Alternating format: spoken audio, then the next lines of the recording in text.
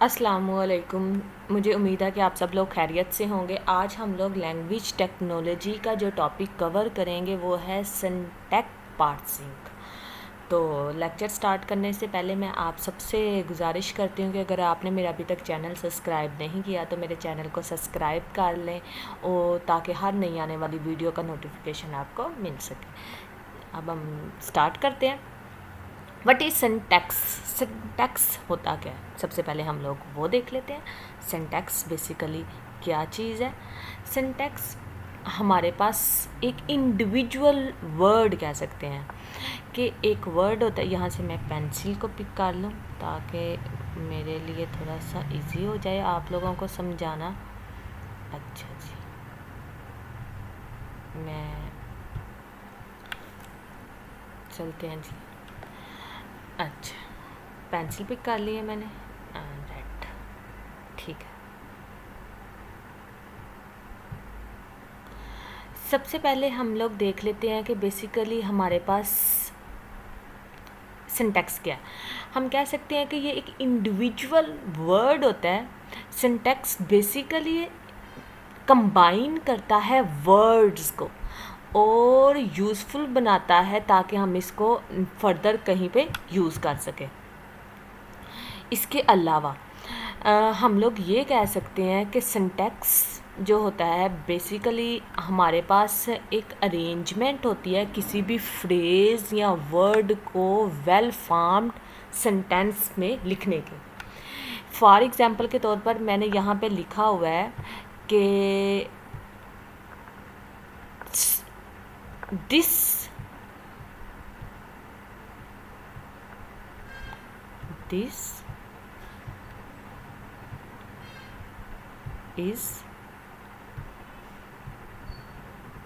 आ boy. अगर देखा जाए तो हमारे पास जो बॉय है वो भी एक वर्ड है, दिस भी एक इन सेंस वर्ड है, इज़ भी इन सेंस एक वर्ड है, ए भी या वर्ड है और बॉय भी वर्ड है।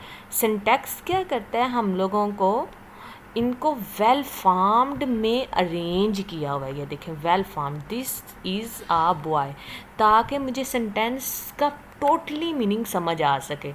ऐसा नहीं हुआ कि दिस के बाद बॉय आ गया हो, बॉय के बाद इज़ आ गया हो और इसके बाद फिर ए। इसका मतलब ये हुआ कि सिंटैक्स हमें हेल्प करता है कि किसी भी सेंटेंस को अरेंज किस तरह से करना है और इसको वेल फॉर्म्ड सेंटेंस कैसे बनाना है किसी भी लैंग्वेज का। क्योंकि नो डाउट हम लोग यहाँ पे इंग्लिश की ही लैंग्वेज की बात कर रहे हैं, तो सेंटेंस हमें इंग्लिश के वेल फॉर्म्ड सेंटेंस बनाने में हेल्प करता है। होप सो कि आपको ये सिंटैक्स की थोड़ा सा आइडिया हो गया होगा कि ये किस तरह से काम करता है और क्या होता है। अच्छा जी, आगे चलते हैं हम लोग। सिंटैक्स बेसिकली 3 इसकी टाइप्स मैंने बताई हुई हैं। नंबर 1, फ्रेजेस हो सकते हैं इसके, क्लॉजेस और प्रेडिकेट्स। फ्रेजेस क्या होता है, a small group of words कह सकते हैं या standard together as a concept unit. Phrase basically आप लोगों के पास ऐसे वर्ड होते हैं जो कि आप लोगों ने वर्ड के किसी स्टैंडिंग कॉन्सेप्ट को जाहिर कर रहे हो। स्टैंडिंग कॉन्सेप्ट इन सेंस, अच्छा जी, फ्रेज एक स्मॉल ग्रुप ऑफ वर्ड होता है जो कि आपके कॉन्सेप्चुअल यूनिट के अंदर मज़ीद मीनिंग ऐड करता है। मिसाल के तौर पर क्लॉजेस वो देख लेते हैं हम लोग कि on are table, for example के तौर पर मैं कहती हूँ cup, on a table. Cup का तो आपको पता चल गया, लेकिन ऑन अ टेबल एक कॉन्सेप्ट बना दिया है आपके जहन में कि कप जो है मेज़ पर किस तरह पड़ा हो सकता है। ठीक है, इसके बाद है बॉयज़ स्टैंडिंग अब आपको पता लड़के खड़े हैं, लेकिन अगर मैं ये कह दूँ अंडर द ट्री, तो इसका मतलब ये हुआ कि आपकी जो कंसेप्चुअल है उसको मज़ीद इसने इन्हांस कर दिया। तो हम ये कह सकते हैं कि फ्रेज़ बेसिकली आपके स्टैंडर्ड या कंसेप्ट यूनिट को ना इंक्रीज़ कर देते हैं। और इसके अलावा नियर द वॉल हो गया, ऑन आर रूफ हो गया, या एट दी डोर हो गया। ये कुछ फ्रेज़ हैं जो हम लोग यूज़ करते हैं। क्लॉज बेसिकली हम कह सकते हैं ये एक ग्रामेटिकली ऑर्गेनाइजेशन टेक्स्ट की फॉर्म होता है जिसके अंदर सब्जेक्ट और नाउन होता है। मैं सिंपल वर्ड में कह सकती हूँ कि जिसके अंदर सब्जेक्ट और वर्ब होता है ना, सॉरी नाउन कह गई हूँ मैं, सब्जेक्ट और वर्ब होता है ना, वो हमारे पास क्लॉज होता है। ये बहुत हाई लेवल की डेफिनेशन लिखी हुई है, लेकिन खैर आपको क्लॉज को समझने के लिए, क्लॉजेस को समझने के लिए सिर्फ इतना ही कॉन्सेप्ट काफ़ी है कि क्लॉज बेसिकली ऐसा सेंटेंस होता है जिसके अंदर आपके पास सब्जेक्ट हो और आपके पास वर्ब हो। सब्जेक्ट क्या होता है जी? वो बंदा जो कोई काम करता है उसको सब्जेक्ट कहते हैं, और जोन सा काम कर रहा होता है उसको वर्ब कहते हैं। जैसे कि अली एक सब्जेक्ट है और मैं कहती हूँ ड्रिंक वाटर, तो इसका मतलब है ड्रिंक कौन सा काम कर रहा है? ड्रिंक पी रहा है वो, तो ड्रिंक क्या हो जाएगा? उसका वर्ब हो जाएगा। किसी भी सेंटेंस के अंदर अगर आपके पास सब्जेक्ट हो और वर्ब आ जाए तो हम इस तरह के सेंटेंसेस को क्या कहते हैं? क्लॉज। ठीक है, नेक्स्ट एग्जांपल देखते हैं। I am feeling well today, मैं अच्छा महसूस कर रहा हूँ आज। तो इसका मतलब है आई भी इसमें है, सब्जेक्ट भी है, और फीलिंग महसूस करना, तो सब्जेक्ट भी इस सेंटेंस के अंदर आ गया और इसके सेंटेंस के अंदर वर्ब भी आ गया। तो इसका मतलब है कि ये कौन सा फिर सेंटेंस हो जाएगा? क्लॉज। अच्छा जी, प्रेडिकेट ऐसा सेंटेंसेस होते हैं जो कि हमेशा या तो वो क्लॉज से स्टार्ट होते हैं, मतलब सब्जेक्ट से स्टार्ट होते हैं, और या फिर ऑब्जेक्ट से स्टार्ट होते हैं। ऑब्जेक्ट्स से कह सकते हैं या वर्ब से कह सकते हैं। तो इसकी एक प्रॉपर डेफिनेशन देख लेते हैं। प्रेडिकेट इज़ द ग्रामर, ये एक ग्रामर होती है, is the part of the sentence, जो कि किसी भी सेंटेंस का पार्ट हो सकती है, या क्लॉज का भी हो सकती है, no doubt, which state something about the subject, जो ना कोई चीज़ बताती है किसके अबाउट? सब्जेक्ट के अबाउट, या फिर ऑब्जेक्ट के अबाउट भी बता सकती है उस सेंटेंस के अंदर। Went home in John went home, तो इसका मतलब है वेंट होम जो है इसके अंदर क्या है? हमारे पास प्रेडिकेट है। प्रेडिकेट बेसिकली किसी भी सब्जेक्ट की स्टेट को बता सकती है, मैंने पहले भी बोला है, या फिर ऑब्जेक्ट की स्टेट को बताती है। यहाँ पे जोहान की स्टेट को बता रही है, जोहान कह रही हूँ, जॉन की स्टेट को बता रही है, तो इसका मतलब है यहाँ पे सब्जेक्ट की स्टेट को बता रहा है प्रेडिकेट। तो एट वेंट होम ये हमारे पास क्या हो गया? प्रेडिकेट हो गया। एक बाकी होप सो कि आपको समझ आ गई होनी है। नेक्स्ट चलते हैं। अच्छा जी, सिंटैक्स की कैटेगरी में हमारे पास क्या क्या चीज़ें आती है? सिंटैक्स की कैटेगरी में हमेशा स्टार्ट जो होता है वो सेंटेंस एस से होता है, जो हम लोग लैंग्वेज टेक्नोलॉजी में बात कर रहे हैं। ठीक है, एनपी का मतलब होता है कोई भी फ्रेज़, बीपी का मतलब होता है वर्ब फेस, पीपी का मतलब होता है प्रेपोजिशन, इसकी जगह आपने यूज़ करना है। डेट टी भी हो सकता है, ठीक हो गया। और नाउन तो हमें पता है कि किसी भी चीज़, पर्सन को, प्लेस के नाम को नाउन कहते हैं। और वर्ब जो काम करते हैं उसको वर्ब कहते हैं। और प्रेपोजिशन उसने एग्जांपल भी दी हुई है जी, कि जी अगर जहाँ पे एस वर्ड होगा उसका मतलब है सेंटेंस यूज़ हुआ है, और द मैन वॉक्ड इसका मतलब है ये एक सेंटेंस है। एनपी नाउन फ्रेज के नाउन फ्रेज के साथ आएगा आ डॉग, ठीक हो गया।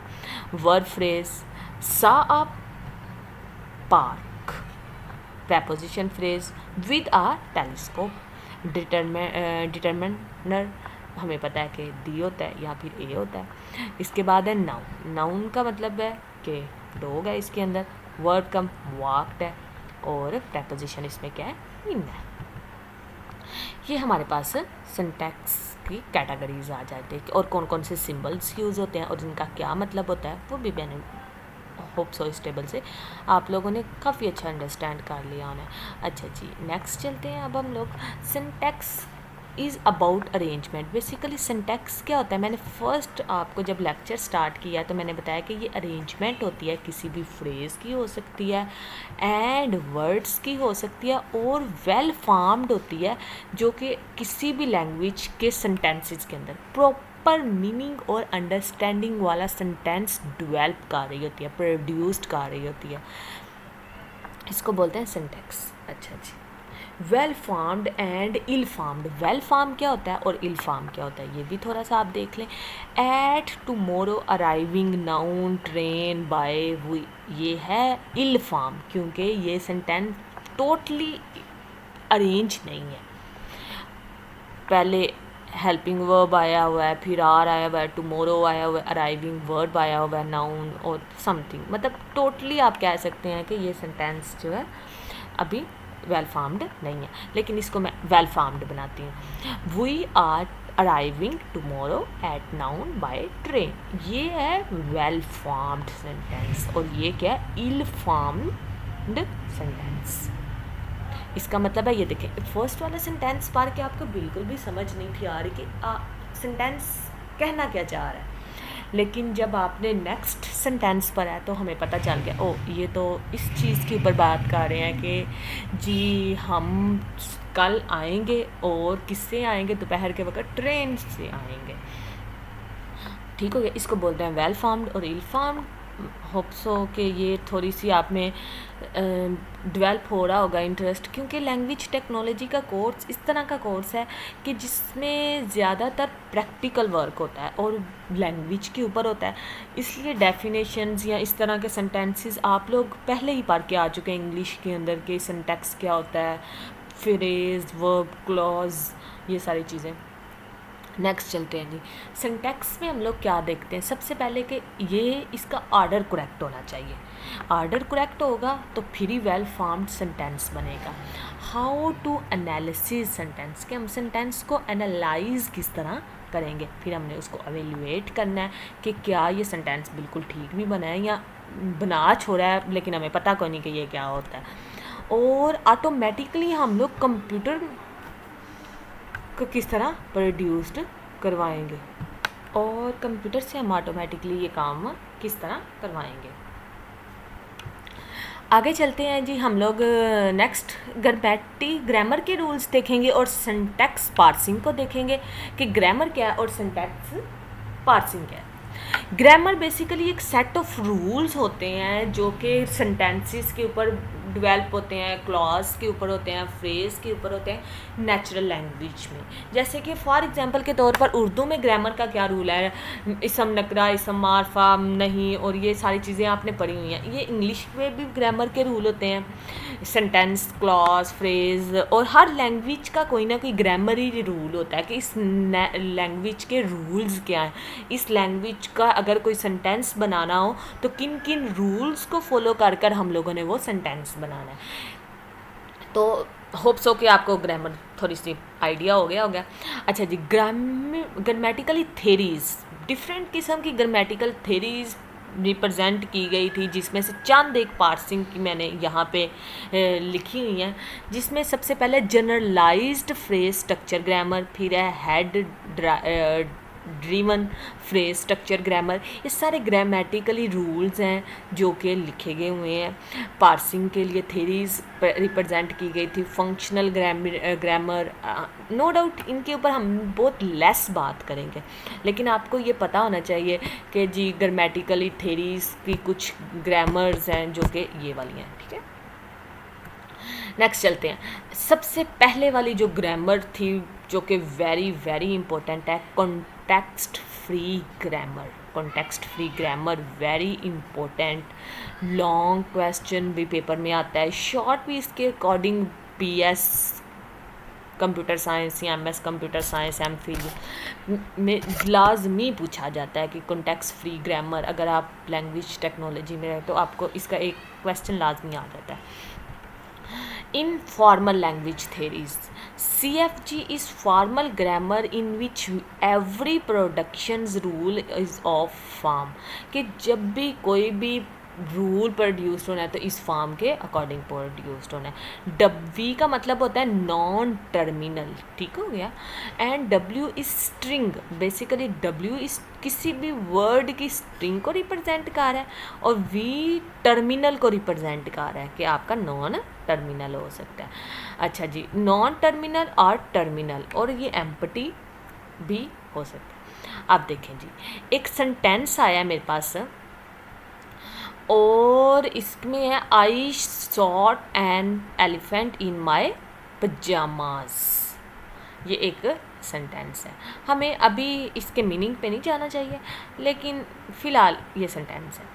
तो इसके अंदर सबसे पहले एन पी और वी पी, ये सेंटेंस प्रोड्यूस किस तरह हुआ है ये भी रूल मैं बताऊंगी कैसे, लेकिन पहले देख लेते इस सेंटेंस को रूल क्या क्या थे। एन पी आए और वी पी, नाउन फ्रेज है और वर्ब फ्रेज है।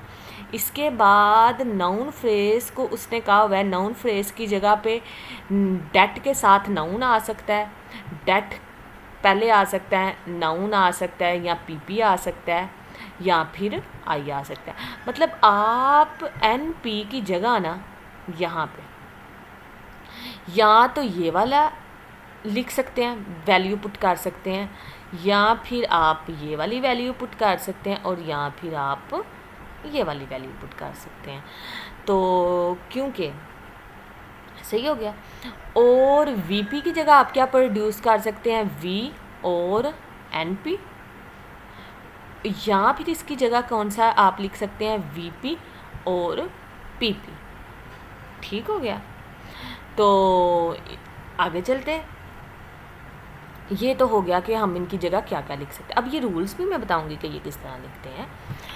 इसके बाद है पी की जगह आप क्या लिख सकते हैं, पी और एन पी, ठीक है, इन द पजामास। और वीपी का मतलब है शॉर्ट एन एलिफेंट आ सकता है, या शॉर्ट इन माय पजामा आ सकता है। ठीक हो गया। अच्छा जी, ये तो आगे के इसके अंदर हम लोग पुट क्या क्या कर सकते हैं। अब हमने ये सेंटेंस बनाना है कि I shot an elephant in my pyjama. तो सबसे पहले एनपी है और वीपी है। मैंने क्या किया है कि अब ये रूल्स हैं जो डिफाइन हुए हैं। पीपी अगर आपने पुट करना है, पीपी में क्या है, पी है और एनपी है। और एनपी में अगर आपने यहाँ पे एनपी की वैल्यू पुट करनी है तो आप कौन से कर सकते हैं, डेट एन कर सकते हैं, नाउन कर सकते हैं, डेट एनपीपी कर सकते हैं, या फिर आई कर सकते हैं, VP V N P VP या पीपी। और डेट में एन आ सकता है या फिर माया आ सकता है, नाउन में एलिफेंट आ सकता है या पजामा आ सकता है, वर्ब में शॉर्ट आ सकता है, और पी में प्रेपोजिशन में इन आ सकता है। ठीक है जी। तो अब हमारे पास सेंटेंस आ गया है कि ये वाला I shot an elephant in my pyjama, ये हमने सेंटेंस बनाना है। तो किस तरह बनाएंगे, सबसे पहले हमने स्टार्ट किया सेंटेंस को बनाना। स्टार्टिंग पॉइंट जो है, अच्छा जी, स्टार्टिंग पॉइंट पे एनपी आप लिख सकते हैं या वीपी लिख सकते हैं। ठीक है। तो इसका मतलब ये है कि अगर मैं एनपी पुट करती हूँ, क्योंकि मुझे ये सेंटेंस बनाना है आई शॉट एन एलिफेंट, तो मैं एनपी की जगह क्या पुट कर देती हूँ, यहाँ पे एनपी की जगह, एनपी की जगह मैं आई लिख देती हूँ, आई, और वीपी वैसे का वैसे। ठीक हो गया, क्योंकि सेंटेंस आई से स्टार्ट हो रहा है। अब आई तो मेरे पास फर्स्ट वाला सेंटेंस कम आ गया, ये वाला आई आ गया। अब वीपी की जगह मैं क्या क्या लिख सकती हूँ, वी की जगह मैं वी एन पी लिख सकती हूँ या वी पी पी लिख सकती हूँ। अगर मैं वी एन पी लिखती हूँ तो क्या मेरे पास ये बनता है, शॉर्ट एंड एलिफेंट। ठीक है। वी की जगह मैं क्या लिख सकती हूँ, शॉर्ट लिख सकती हूँ, और एन पी की जगह मैं फिर से क्या लिख सकती हूँ, डेट नाउन लिख सकती हूँ, डेट एन वी पी लिख सकती हूँ, या फिर आई लिख सकती हूँ। ठीक है। तो मैं क्या लिखती हूँ, मुझे शॉर्ट चाहिए तो मैं लिख देती हूँ वी आई इज आई, और वी पी की जगह अब मैं क्या लिख रही हूँ, क्योंकि वी पी यहाँ पे उसने मुझे बताया हुआ है, वी पी किसके इक्वल हो सकता है, वी एन पी के हो सकता है, या वी पी पी पी के हो सकता है। तो इसकी जगह मैं लिख देती हूँ वी और एन पी। इस वी की जगह मैंने वीपी की जगह वीएनपी लिख दिया। अच्छा जी, आगे चलते हैं। वी मुझे पता है कि क्या किसकी इक्वल है, शॉर्ट, तो आई भी मेरे पास पहले ही है, ये तो वैसे का वैसे ही चलेगा आई, और वी की जगह मैं शॉर्ट लिख देती हूँ।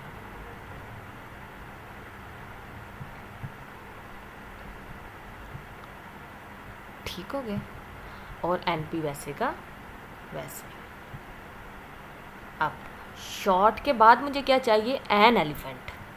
अच्छा जी, शॉर्ट के बाद एनपी आ गया, एनपी के बाद अब मुझे क्या पुट करना पड़ेगा, डेट एन पुट करूँ, डेट एन पीपी पुट करूँ, या फिर आई पुट करूँ। आई तो मैं कर ही नहीं रह सकती क्योंकि मुझे चाहिए उसके बाद एन।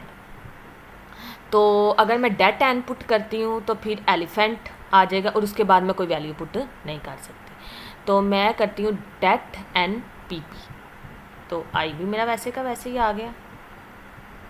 क्योंकि फिर अगर मैं पहले वाला पुट करती ना तो फिर मुझे एन के बाद मैं नाउन पुट करना पड़ना था, या एलिफेंट या पजामा, तो सेंटेंस ख़त्म, कोई और टर्मिनल रहना ही नहीं था वहाँ पे।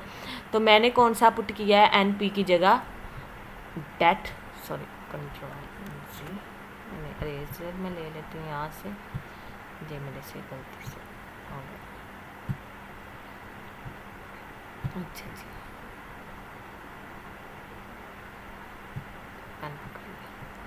अच्छा जी, एन पी की जगह मैं पुट करती हूँ det, D A T det, और फिर एन और पी पी।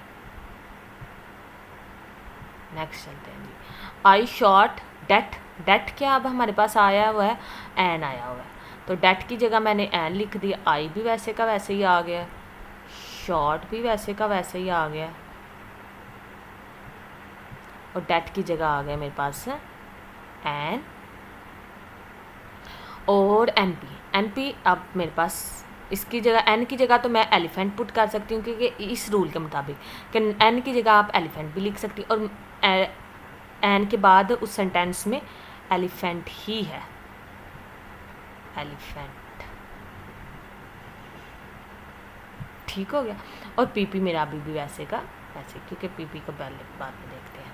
अच्छा जी, पीपी उसके बाद है एलिफेंट इन माई पजामा। अब इन माई पजामा आना है, तो पीपी से मैं कहाँ कहाँ पे जा सकती हूँ, इन पे जा सकती हूँ, तो दो पीपी हैं, पीपी की जगह मैं पी एन पी लिख सकती हूँ, तो मैंने इस पीपी की जगह क्या लिख दिया है, पी एन पी।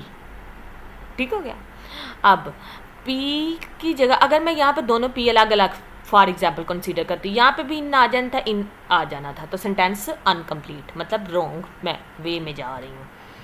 तो यहाँ पे पी की जगह मैंने लिख दिया इन,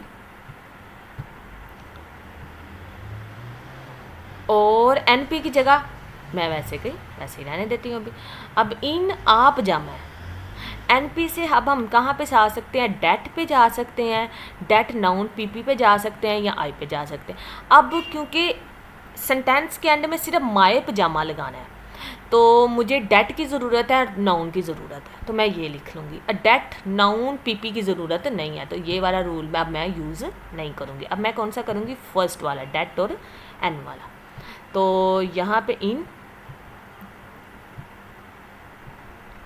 और यहाँ पे एन पी की जगह के ऊपर कौन सा रूल यूज़ करूँगी, det, D E T det, और नो, ये वही आप समझें कि वेरिएबल को जिस तरह वैल्यू पुट करते नहीं है उसी तरह करते जाना। नाउन बस रूल्स को देखना है यहाँ से। नाउन और डेट, डेट की जगह मैंने क्या लिखा हुआ है जी, मुझे माए चाहिए, माए लिख देती हूँ, और उसके बाद नाउन है, नाउन आप एलिफेंट यूज़ कर सकते हैं या पजामा। एलिफेंट क्योंकि सेंटेंस में एंड पे एलिफेंट नहीं है, एंड पे क्या है, पजामा, तो मैं नाउन की जगह अब क्या यूज़ करूँगी, पजामा का वर्ड, पजामा, ये आ गया जी। तो अगर अब मैं इस पूरे सेंटेंस को, ये मेरे पास पूरा सेंटेंस बिल्ड हो गया। अगर अब मैं पूरे सेंटेंस को पढ़ूँ, ये वाला पूरा sentence, a shot an elephant in my pyjama. तो इन रूल्स को प्रोड्यूस करते हुए देखें, मैंने ये बना लिया है सेंटेंस। अच्छा, ये रूल किस तरह प्रोड्यूस करते हैं वो भी देख लेते हैं कॉन्टेक्स्ट फ्री ग्रामर के अंदर। सबसे पहले आपने ग्रामेटिकली प्रोडक्शंस रूल बनाने होते हैं, मतलब ये वाले जो आप ये वाले ये जो रूल्स हैं कि एस स्टार्ट कहाँ से होना चाहिए, कहाँ कहाँ पे जा सकते हैं, एनपी डिटेक्ट पे, ये सारी चीज़ें बनानी पड़ेंगी। या समटाइम्स आपको ये गिवन भी होती हैं, तो ये आपको किसी भी लैंग्वेज का रूल्स पता होने चाहिए और इसकी वोकैबुलरीज़ का पता होना चाहिए ये इस रूल को प्रोड्यूस करने के लिए। उसके बाद ये हम बनाते कैसे हैं, इसके अंदर हमारे पास होता है एन, सिंबल्स कुछ होते हैं जो हमने यूज़ करने होते हैं, आर होता है और एस होता है।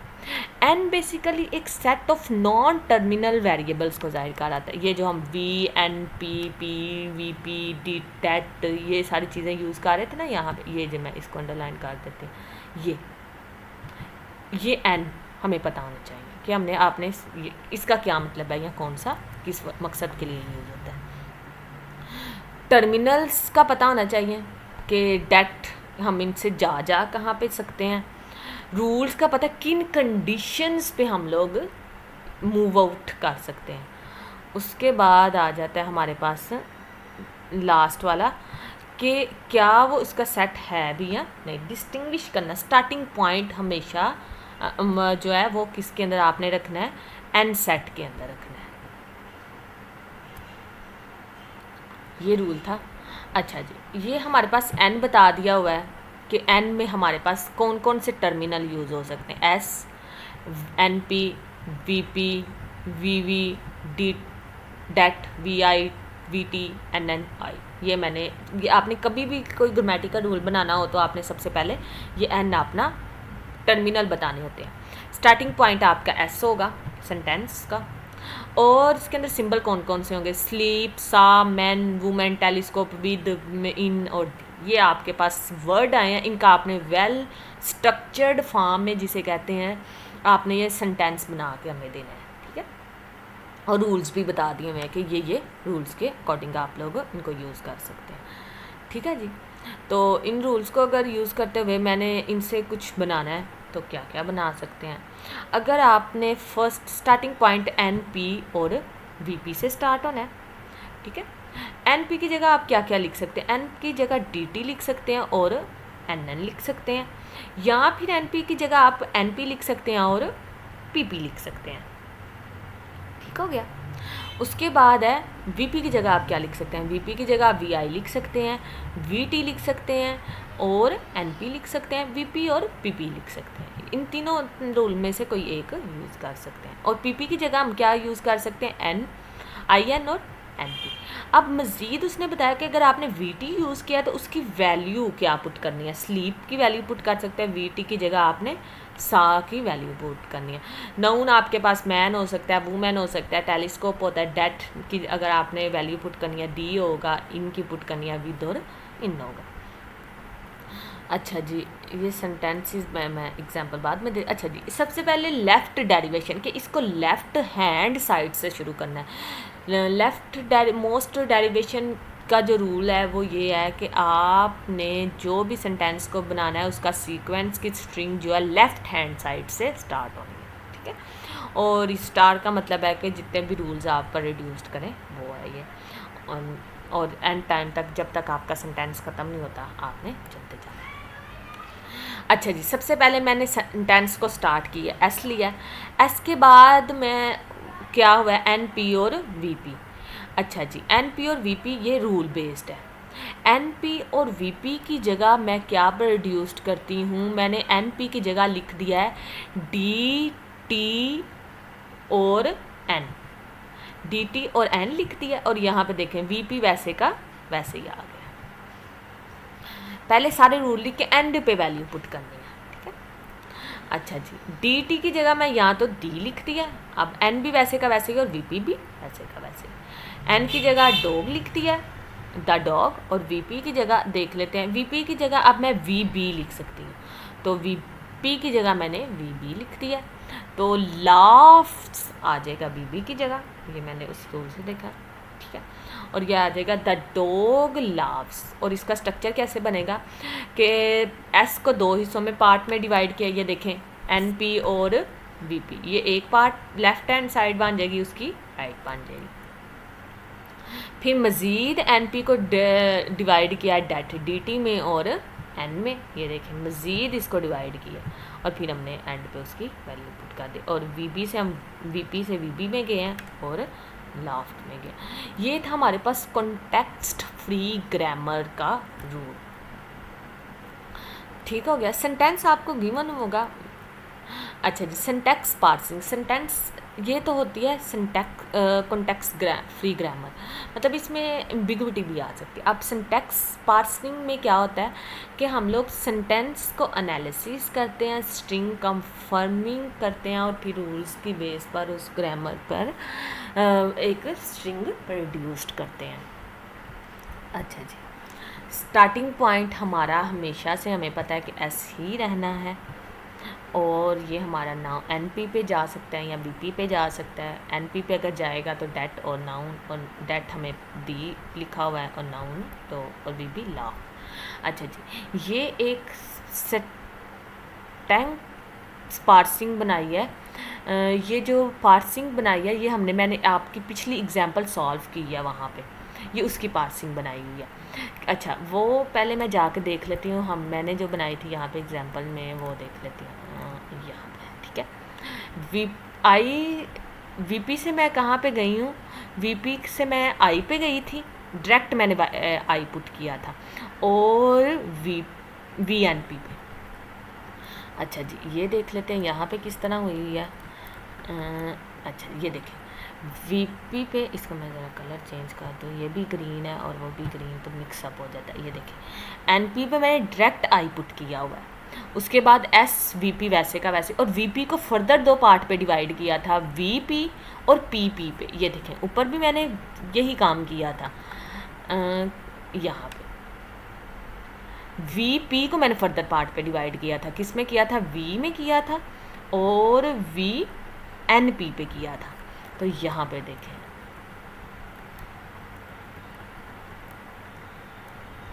VP और PP में V की जगह अब मैंने उसको क्या कर दिया, सॉर्ट कर दिया। ये चीज़ क्या करेगी, उसको सॉर्ट करके रख देगी, सॉर्ट कर दिया। और VP को फिर आगे डेट में दो पार्ट में लिख के, और नाउन और फिर उसका एलिफेंट। इस तरह PP क्या हमने किया है, सबसे पहले तो VP की जगह हमने PP पुट कर दिया था, P आ जाएगा और NP आ जाएगा। तो P की जगह मैंने क्या लिख दिया है जी, इन, और VP को फर्दर डेट पुट कर सकते हैं, N पुट कर सकते हैं, डेट की जगह दी और पजामास। अच्छा, ये इसका पार्सिंग कैसे लिखते हैं, स्टार्टिंग पॉइंट, अब इन दोनों को मिला के लिखना, ये वाली चीज़ को। ये पार्सिंग आई है NP और I। अब ये बाकी सारा स्ट्रक्चर किसके अंदर आ रहा है, ट्रीज़ की फॉर्म में आना। VP के अंदर क्या क्या स्ट्रक्चर बन रहा है, VP के अंदर V सॉर्ट बना है, ये देखें इसका ब्लैंक बंद हो गया, ये बंद हो गया, तो इसको ब्रैकेट से क्लोज कर देना। इसके बाद VP फर्दर क्लोज किससे हुआ है, डेट से हुआ है, और एंड एलिफेंट से। देखें NP क्लोज हुआ है डेट N से, और किससे क्लोज हुआ है, एन एलिफेंट, तो वो उसकी ब्रैकेट्स को क्लोज कर देना है। अच्छा जी, ये अब एम्बिग्विटी, एक चीज़ के मल्टीपल भी पार्सिंग बन सकते हैं। मेरी जो एग्जांपल का पार्सिंग था ना, वो ये वाला पार्सिंग था, ये जिसके ऊपर B वाला पार्ट, और जो ये वाली एग्जांपल का है, ये वाला मैंने बनाया नहीं है, क्योंकि मैंने इसके अकॉर्डिंग यूज़ किया था। आई saw an elephant in my पजामा, इसके अकॉर्डिंग मैंने सॉल्व किया। तो मेरी एग्जांपल गलत नहीं थी, मैं ये आपको बताना चाह रही थी कि जो सिंटैक्स पार्सिंग है उसके अंदर एम्बिग्विटीज भी क्रिएट हो सकते हैं, एम्बिग्विटी ट्रीज भी जनरेट हो सकते हैं। तो ये देखें, एक ही प्रॉब्लम को सॉल्व करने के आपके पास पार्सिंग का मेथड भी आ गया और B पार्सिंग का मेथड भी आ गया, तो ये फिर एम्बिग्विटी जनरेट करते हैं। तो अब 2 थिंग्स आपने याद करनी है, पार्सिंग टेक्निक और how to deal with ambiguity. अब एम्बिग्विटी को कैसे रिमूव करना, ये देखिए मेरा भी एक ट्री बनाया था और इसका, और मल्टीपल ट्रीज बन सकते हैं, एम्बिग्विटी जनरेट हो सकती है, कॉमन सी बात है, रूल्स है। अब हमने रूल्स को इस तरह शिफ्ट करना है कि उनकी वो एम्बिग्विटी ना क्रिएट करें। पार्सिंग टेक्निक्स में किस चीज़ का क्या रखते हैं, बहुत सारी पॉसिबिलिटीज़ होती हैं। रिकर्सिव डेंसिटी पर पार्सिंग भी यूज़, डिसेंट पार्सिंग भी यूज़ कर सकते हैं, शिफ्ट रिड्यूसिंग पार्सिंग भी यूज़ कर सकते हैं, लेफ़्ट कॉर्नर पार्सिंग भी यूज़ कर सकते हैं, चार्ट पार्सिंग भी, और इसके अलावा डिपेंडेंसी पार्सिंग भी यूज़ कर। ये टेक्निक्स है पार्सिंग को डील करने। अच्छा जी, रिड्यूस्ड डिसेंट पार्सिंग बेसिकली एक ऐसी पार्सिंग की टेक्निक होती है जिसका गोल ये होता है कि उसने हाई लेवल गोल्स को ब्रेक करना है सब गोल्स, सॉरी, मतलब कि एक बहुत बड़ी प्रॉब्लम है उसको आपने छोटे छोटे चंक्स में डिवाइड कर देना है, तो वो प्रॉब्लम ऑटोमेटिकली स्मॉल हो जाएगी।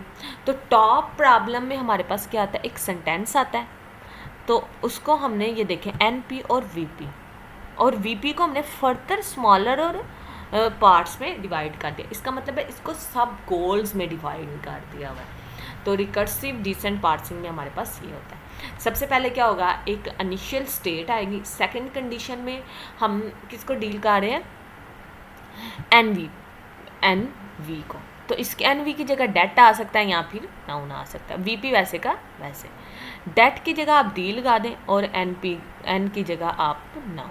इसके बाद आता है कि ये देखें, नाउन हमने लगाया मैन, नाउन मैन आएगा, नहीं मुझे तो चाहिए डॉग, इसका मतलब है ये मैच नहीं हुआ, तो इसको यहीं पे ख़त्म कर दो।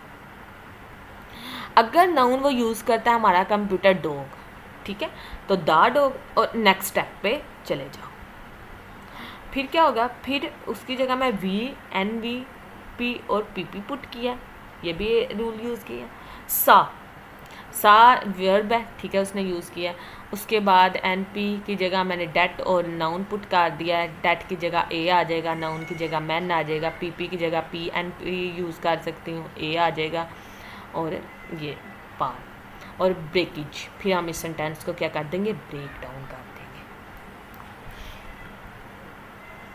अच्छा जी, रिकर्सिव डिसेंट पार्सिंग बेसिकली 3 आप कह सकते हैं शॉर्ट कमिंग होती है। एक फर्स्ट लेफ़्ट रिकर्सिव होती है जिसके अंदर आपने देखा है कि NP और NPPP sentence into a infinity loop, कि जब NPP हम यूज़ करते हैं ना यहाँ पे,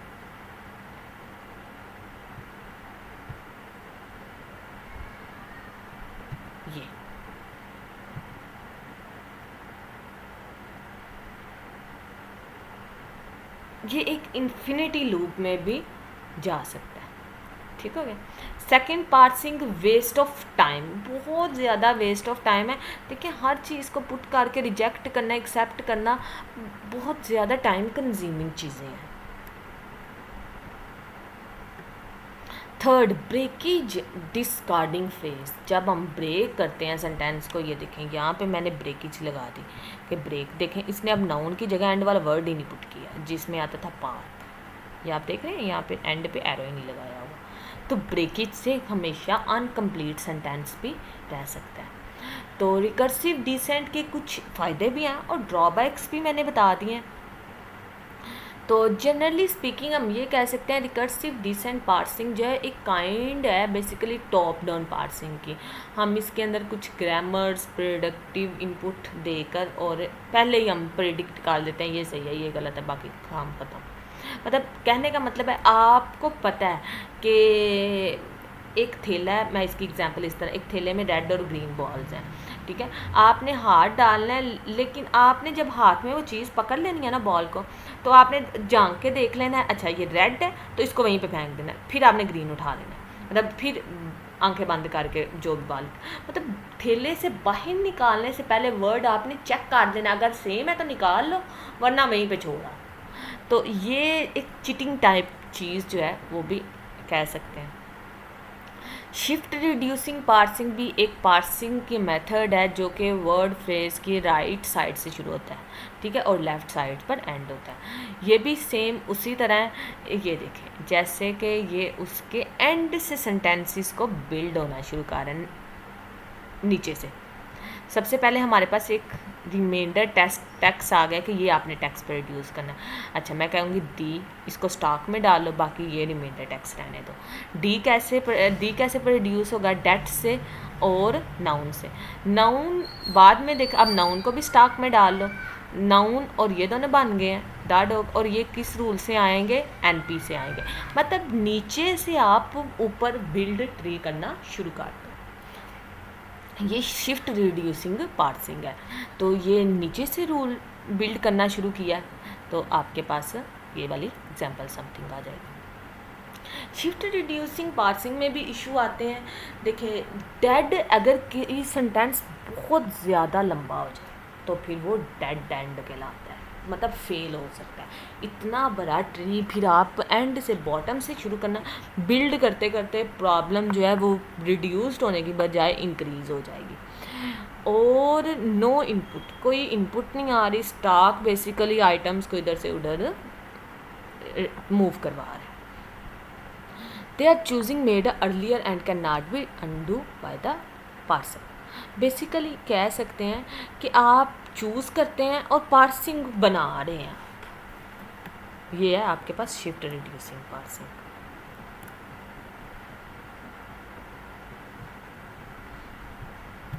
अच्छा जी, शिफ्ट रिड्यूसिंग के ऊपर एक दफ़ा फिर से मैं बात कर लेती हूँ ताकि थोड़ी सी आपकी जो कन्फ्यूजन है वो दूर हो जाए।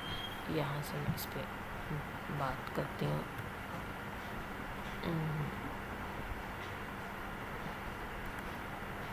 ओहो, फिर से मसला आ गया। शिफ्ट रिड्यूसिंग का मैं यहाँ से टॉपिक एक दफ़ा ना फिर से रिवाइज कर देती हूँ ताकि ना थोड़ा सा कन्फ्यूजन रहे। ये देखें, एंड से बॉटम से प्रोड्यूस्ड होना शुरू हुआ है डी डॉग से, ठीक है, और लेफ़्ट साइड से आप यहाँ ये वाले सही डायग्राम है। मैं सबसे पहले एक पॉइंटर उठा लूँ। यहाँ पे देखें, हमारे पास वर्ड आता है और हम उसका रूल बनाते हैं कि ये रूल बनना है, ठीक है। तो इसके भी शिफ्टिंग वर्ड स्टॉक के टॉप पे कौन सा आइटम पड़ा हुआ है उसके मुताबिक रूल जनरेट करो। ये भी एक बहुत लेंथी और टाइम कंज्यूमिंग चीज़ें हैं, लेकिन ये उस पार्सिंग के बेहतर है क्योंकि इसमें एम्बिग्विटी कम जनरेट हो रही है। उसमें तो एम्बिग्विटी मल्टीपल पार्सिंग्स बन रही थी, पता ही नहीं था चल रहा करेक्ट कौन सा है रॉन्ग कौन सा है, सारे करेक्ट। लेकिन कंप्यूटर के लिए ये बहुत मायने चीज़ें रखती हैं कि टाइम कंज्यूमिंग कौन सी चीज़ है। वो तो कभी भी नहीं, मतलब आपने एक टास्क परफॉर्म करने के लिए दिया, वो जो टास्क 1 सेकंड में हो जाता है वो 10 सेकंड में करे तो फ़ायदा क्या कंप्यूटर का। तो इसका मतलब है हमने ये देखना है कि कौन सा रिड्यूस्ड टाइम करता है, रिड्यूस्ड करके हमें बेहतर आउटपुट जल्दी प्रोवाइड करता है। तो ये थी हमारे पास शिफ्ट रिड्यूसिंग पार्सिंग। होप्स हो कि आप लोगों को आज का लेक्चर समझ आ गया होना है। इंशाल्लाह मैं नई वीडियो के साथ हाजिर होंगी। इसके साथ अपना बहुत सारा ख्याल रखिएगा। अल्लाह हाफिज़।